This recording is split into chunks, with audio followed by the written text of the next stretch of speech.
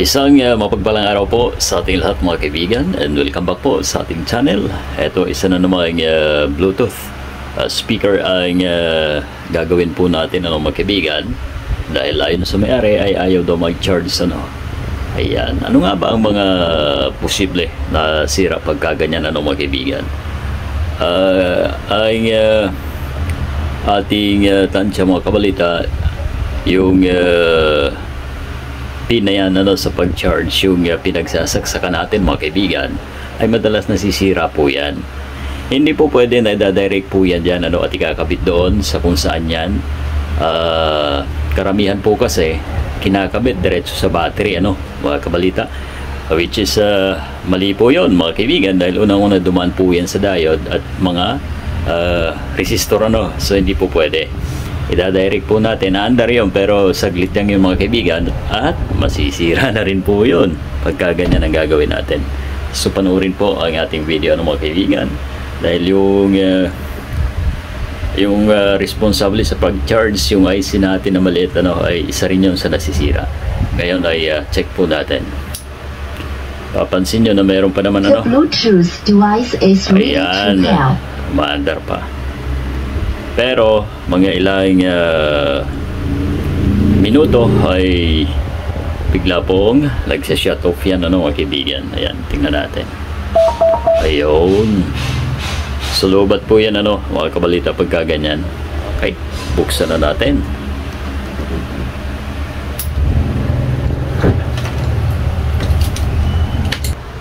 So ito, open na natin mga kabalita.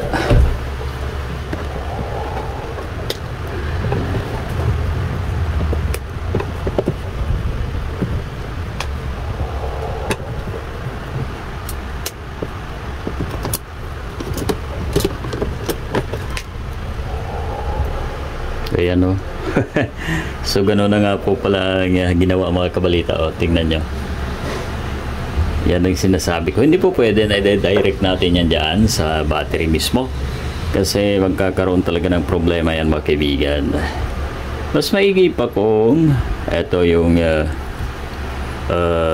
charging port dyan mo dinaan, sinuyod mo yan at dito natin dinaan ulit ang wiring, walang problema. Pero pagka ganyan diretso doon ay hindi po pwede yan. Ayan yan po ang tandaan natin mga kabalita. Pero subukan natin. Ayan na, tandaan po natin, hindi po pwede na ganyan ang gagawin, ay diretso doon sa wiring papunta sa battery, kasi wala naman pong BMS ang battery doon. Kaya dumaan dito mga kabalita, dito, kasi may control pa ho yan dyan. Pag dyan natin pinasok ang pang charge. Alright, sana maintindihan. May nakita ko dinerecho din sa battery, ayos na daw. Hindi po ganon. Ayan malabo na pagkaganyan mga kaibigan, pero tingnan pa rin natin ang kaya natin. Ngayon ay subukan muna natin lagyan ng charge kung normal pa ba mga kabalita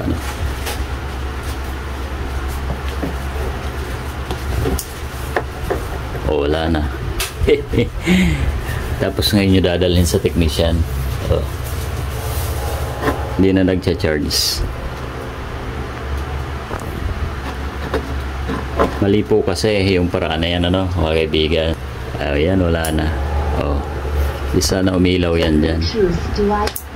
Sinira lang mga kaibigan. So ingatan natin, hindi yung basta-basta ganyan. Check muna natin ulit ang battery. Dito kasi sa ilalim yan mga kaibigan. Bago tayo mag-ayos kasi baka nga battery ay hindi na kapag-charge, baka na may problema ng battery natin sa kalod naman.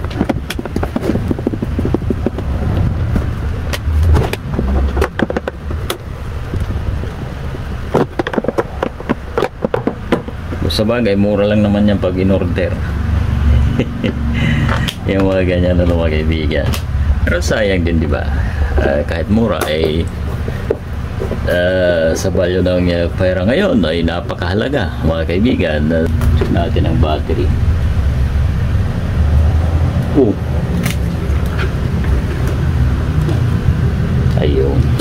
Naku, wala ng battery.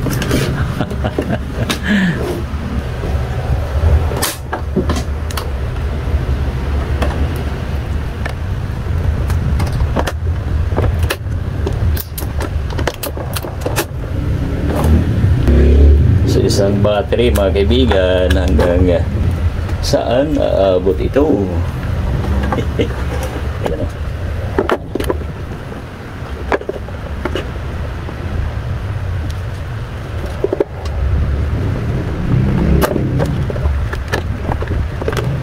Yan.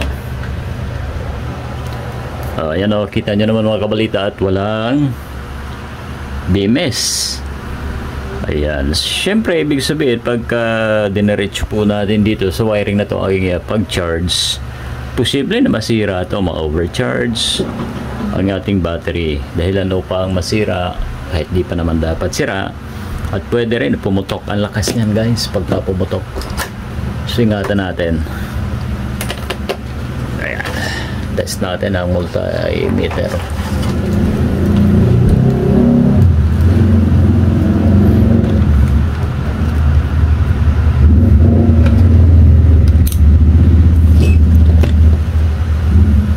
Yan. DC ano, kaibigan.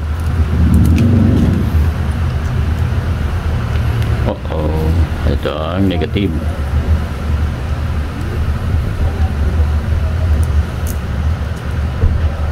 So 3.4. Okay, pwede pa. Kaibigan ano.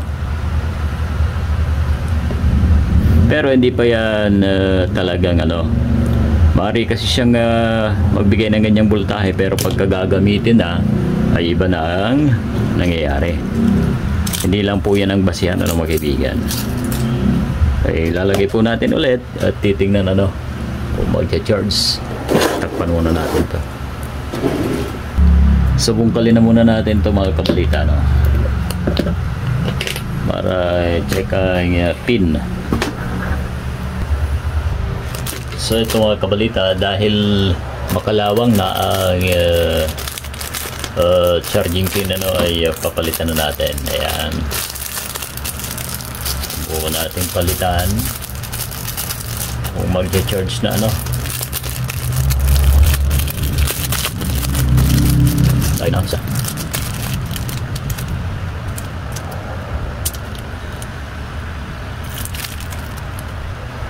Ayan, bago.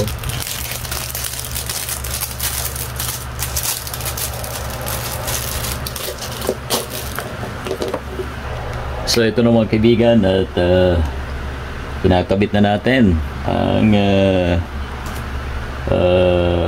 charging pin ano. Alright, tatanggalin natin yung ano muna, mga sumobra. Yan. So ganun dapat ang paglagay niyan ano mga kaibigan. Hindi po pwede diretso po natin dun sa battery mismo no mga kaibigan. Check natin ang voltahe ng battery natin just in case na mag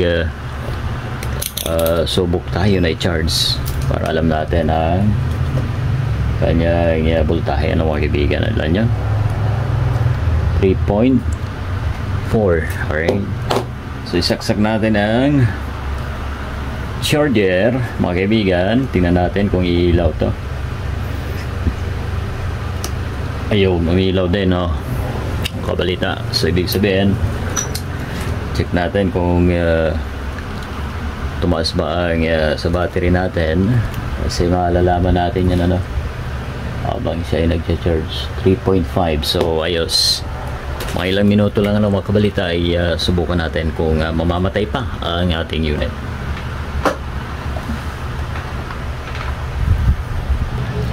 So ito na mga kaibigan at kanina 3.4. Ngayon check natin ano kung nag-increase. Ayun. So 3.7 ano. Pagka mga full charge to, kung hindi tayo nagkakamali, mga 4 volts ano mga kaibigan. So ibig sabihin goods na ang ating unit ano mga kabalita. Ayan, gumagana po siya ngayon no. So yun lang ano, ang problema ay ang charging pin ayan, kinalawang. Again, wag po natin idediretso na diretso sa battery. Masisira po ang ating unit mga kaibigan. Ayan. So muli, maraming salamat po sa inyong pagtutok at sana ay may napulot po tayong idea mga kaibigan. Thank you. Ayos na yan.